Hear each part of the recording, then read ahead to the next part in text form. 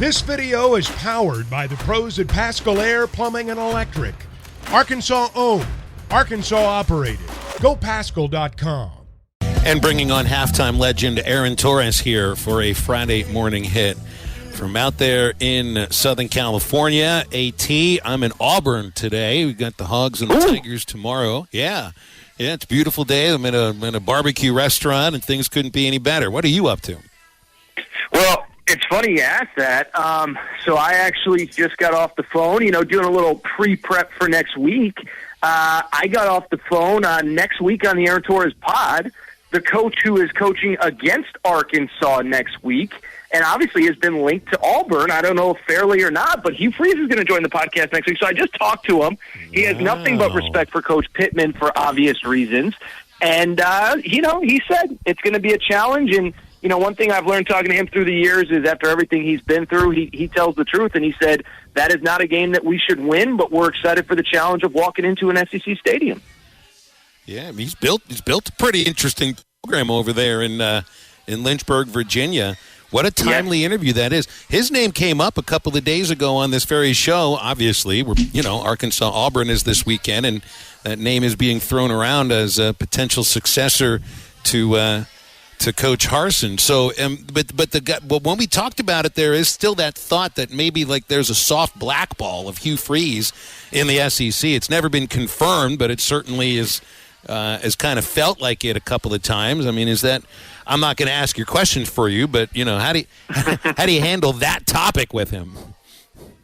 Well, it's interesting because, I've heard differing things on that as well. And exactly what you said, Phil, is that there was some thought that Sankey doesn't want him. And I think, what's interesting about it was, listen, we know how things ended at Ole Miss for him personally, but then also, there were some NCAA violations that were inherited by the future staff. And so, my understanding, and we did not talk about this, I did not ask him about it on the podcast, is that, my understanding was, I think it was more Greg Sankey saying, hey, because if you remember, Phil, Nick Saban tried to hire him as an OC for obvious reasons. Mm-hmm.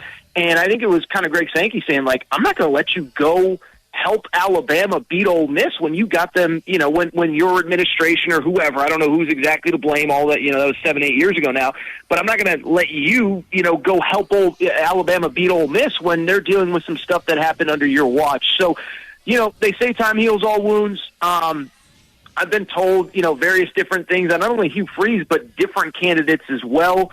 It'd be interesting. It'd be very interesting. And I will say, I think he's the one guy that, Lane Kiffin sounds really sexy to Auburn. I don't really understand why Lane Kiffin would leave something at Ole Miss.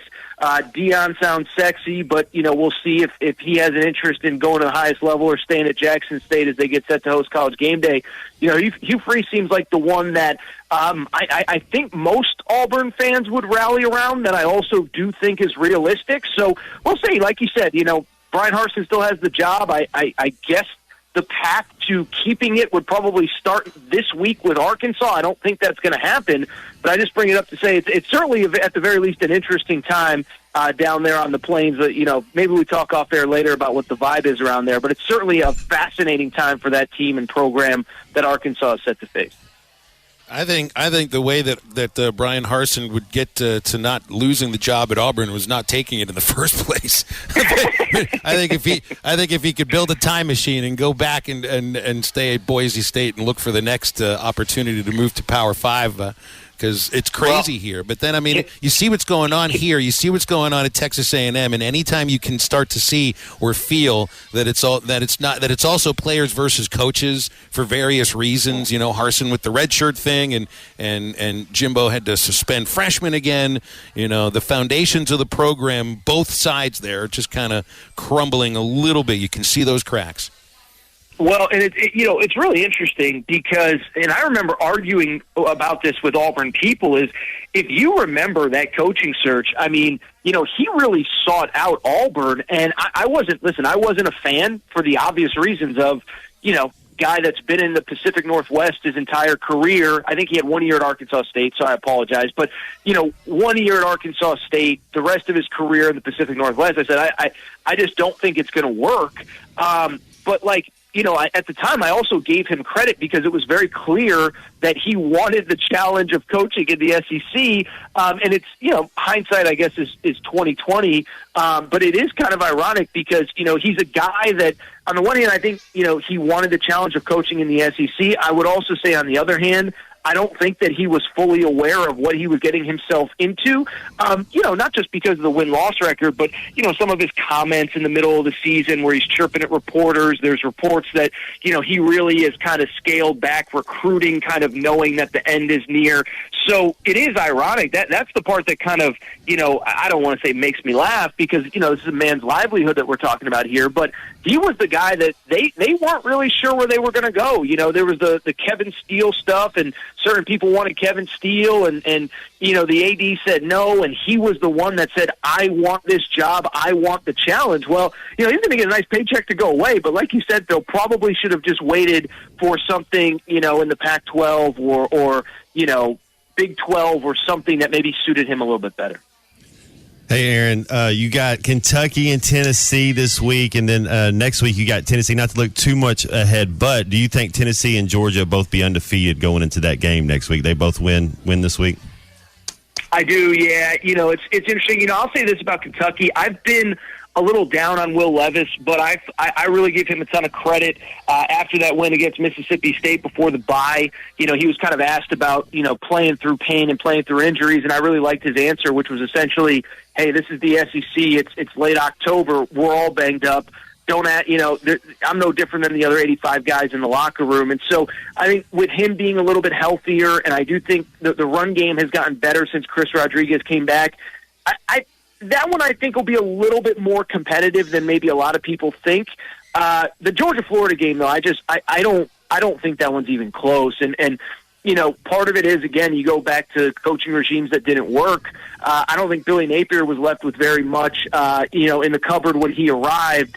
So I think Florida, I don't really know what they're doing well at this point in the year. But then at the same time, I think Georgia's starting to kind of figure stuff out. And it's funny because, I was on air during the Missouri game and people, not so much myself and my radio partner, Jason Martin, but I saw other people of, Georgia, I don't know, that maybe there's cracks in the armor. And it's like they had one bad night in a night game on the road in the SEC. Can we all pump the brakes and, beat Auburn 42-10, and I think Vandy was 55-0. So, I'd love to come on here and give some, super strong opinion that we get some upset that rattles college football and the SEC specifically.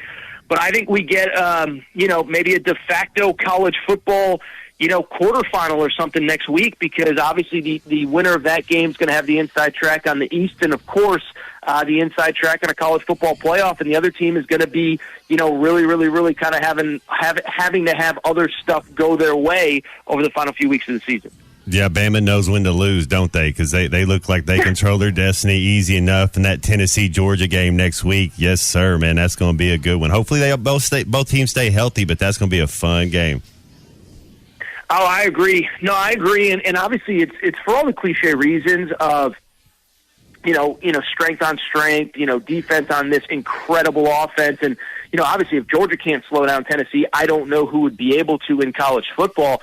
But I think it's also interesting. I will say is I'm starting to come full circle on the 2019 LSU comparisons with Tennessee. I thought it was crazy, when I first started hearing it after the Alabama game. But you go back to that LSU team, they were good defensively, but they weren't elite, but they were good enough. And Tennessee, I think, is really starting to – they're probably a little bit better on defense than people realize. I mean, they had a bad game against Florida, but they, and Bryce Young was obviously superhuman. But I've been really impressed with obviously what they did to LSU.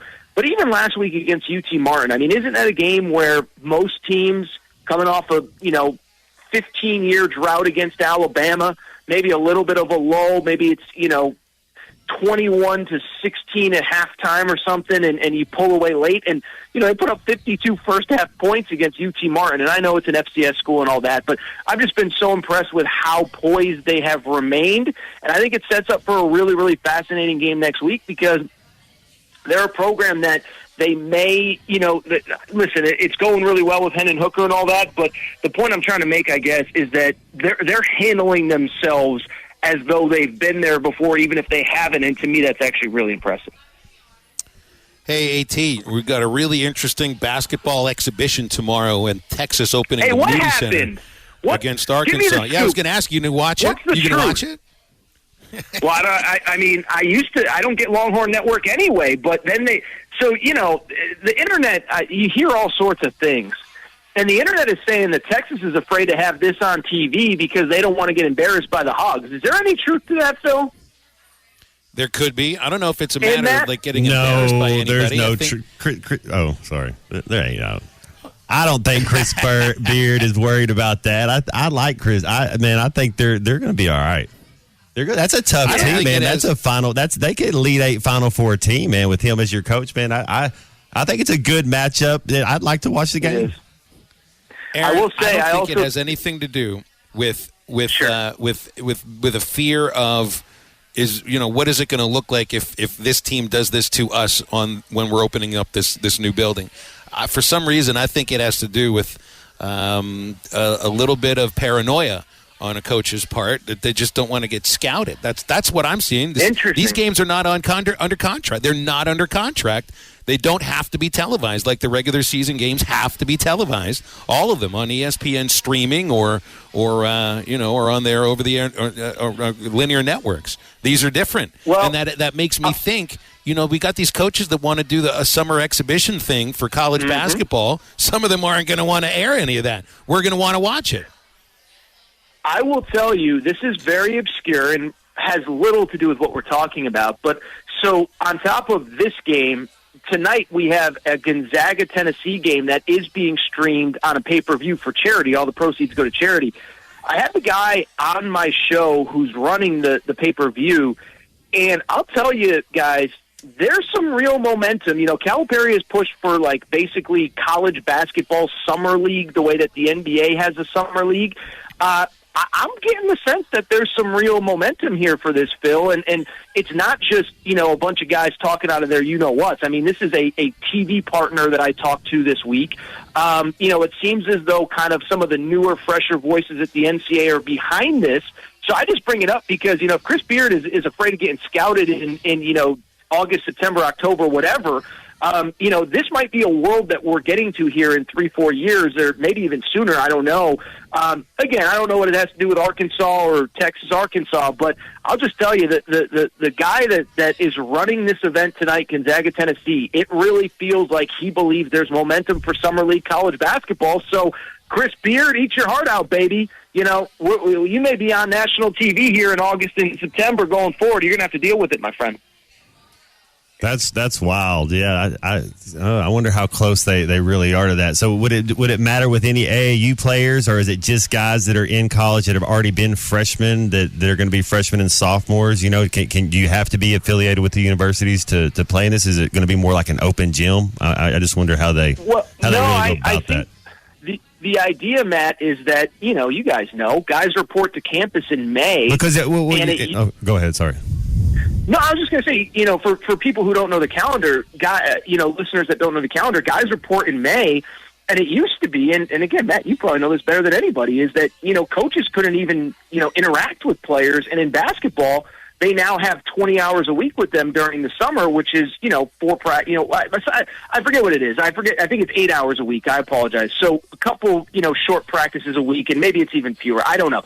The point is, coaches are basically working with players year-round now, and it's like, well, if we're going to have them practicing in May, June, July, we can play a game or two or whatever, 4, I don't know what the number would be, without the world, without, Earth spinning off of its axis. I think it's just more the idea that if we're getting them there in May and now we're allowing the coaches to work with them, it seems kind of silly to have practice in May, June, July, August, September. That's 5 months of practice, with no games at all, even if they're exhibitions. And obviously the exhibitions have started in the last week or two. So that's kind of the idea behind it. We're just in a new world. Obviously, I think everything in college sports is changing, and I think that's kind of the idea behind it. Is we used to not let coaches coach players until September or October. Now that it's in the springtime, let's allow these kids to play somebody else rather than just the 8, 10, 12 guys on the roster. Yeah, I was going to say you could get a GA. One of the younger guys could actually get some coaching experience, too. Actually, the head coach might not be the guy doing it. One of your assistants can be kind of in charge of that where he can kind of get going to what he's doing, too. Yeah, I see they all work on their craft. Yeah. Yeah, no, it's just, like I said, I don't mean to, I don't know if this is interesting to people or not, but I think it's something that we could see here over the next few years. Well, I think it's interesting because I think it changes, the face of what we're doing in the summertime and gives you a lot more to actually see if they're going to let you see it. And we'll leave it at that. Aaron, appreciate you, man. Always appreciate you hopping on with us on these Fridays. Have a great weekend.